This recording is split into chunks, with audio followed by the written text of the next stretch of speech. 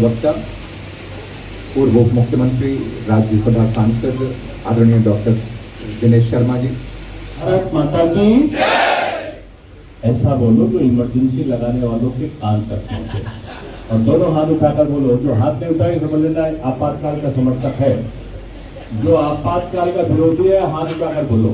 बोलो भारत माता की, भारत का संविधान अमर रहे, भारत का संविधान अमर रहे, भारत का संविधान अमर रहे।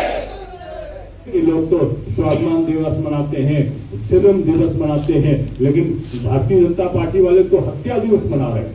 ये संविधान की हत्या दिवस निश्चित रूप से, ये संविधान हत्या का वो कुकृत्य है, उसके विरोध में आगाज है ये। और ये विरोध में आगाज नहीं है, आपकी उन स्मृतियों के पुनर्जागरण की है कि आने वाली जो संतानें हैं उनको आप बता सको कि इन्होंने जो अंग्रेज नहीं कर पाए, जो फ्रांसीसी मुगल नहीं कर पाए, जो तुर्क नहीं कर पाए, जो यूनानी नहीं कर पाए, वो कांग्रेसियों ने यहाँ पर इस देश के साथ में किया।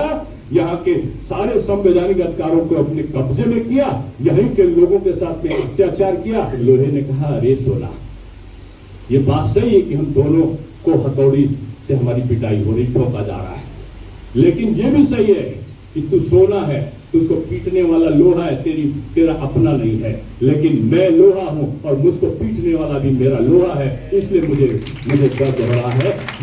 ये हिंदुस्तान है। अगर हिंदुस्तान का ही कोई राजनेता हमारे हिंदुस्तान के नागरिक पर अत्याचार करेगा तो ही हमें कष्ट है। यही संदेश इस संविधान हत्या दिवस का आप सबके समक्ष है, क्योंकि उन्होंने वो जिनको हम अपना कहते थे, वो जिनको हमने चुनकर भेजा था, जो हमारे जनप्रतिनिधि थे, जो हम पर शासन करते थे, वही हम पर कुशासन करके अत्याचार करने लगे। इसलिए इमरजेंसी का विरोध वो 50 साल का विरोध नहीं है, ये 50 जन्मों तक भी ना भूले जाने वाला कृत्य है। उसके लिए आज तक किसी कांग्रेसी ने क्षमा नहीं मांगी है। आज आपको सत्ता की लालच दिखाई पड़ रही है, आपको उस आपातकाल काला सच नहीं दिखाई पड़ रहा है जो पूरे देश में था। लालकृष्ण अडवाणी जी, अटल बिहारी वाजपेयी जी, कितने लोग ना हो, माननीय राजनाथ सिंह जी, वर्दी को बंद किया। उनका अगर आप एक इंटरव्यू सुनो तो वो जेल में बंद किया और उनकी पूज्य माता जी का देहांत हो गया, उनको छुट्टी नहीं दी। घर के अन्य लोगों ने उनका जो है दाह संस्कार किया, 1513 भी तब भी नहीं जाने दिया, जेल में ये तस्वीर मुड़वाया। ऐसा अत्याचार एक एक घर में उठा ले जाते थे। उठा ले जाने के बाद ऐसा कानून पारित करा लिया था कि अगर आपातकाल के अंतर्गत किसी को गैर कानूनी काम करते हुए दिखा या कोई हुआ तो उसको गोली मारने का भी अधिकार उनको पुलिस के पास में उन्होंने दिला दिया। कितने लोगों को गोली मार दी पता नहीं, कितने लोगों की नसबंदी कर दी पता नहीं, कितने लोगों के घर पे कब्जे हो गए पता नहीं। आज उस प्रकार का कृत्य करने वाले लोग आज लोकतंत्र की दुहाई दे रहे हैं, तो ये एक विडंबना है।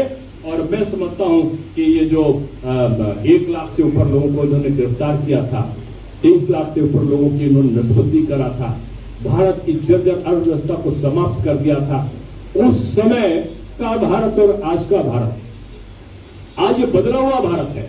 भारत आज अपनी वैदेशिक नीति के कारण, भारत आज अपनी आर्थिक नीति के कारण आज स्वावलंबन की तरफ बढ़ रहा है। आज 6.5% का जो जीडीपी हमारा है वो बढ़कर 8% की तरफ तेजी से बढ़ रहा है। हम चौथी व्यवस्था बन गए, अब हम तीसरी की तरफ आंख लगाए हुए आगे बढ़ रहे हैं।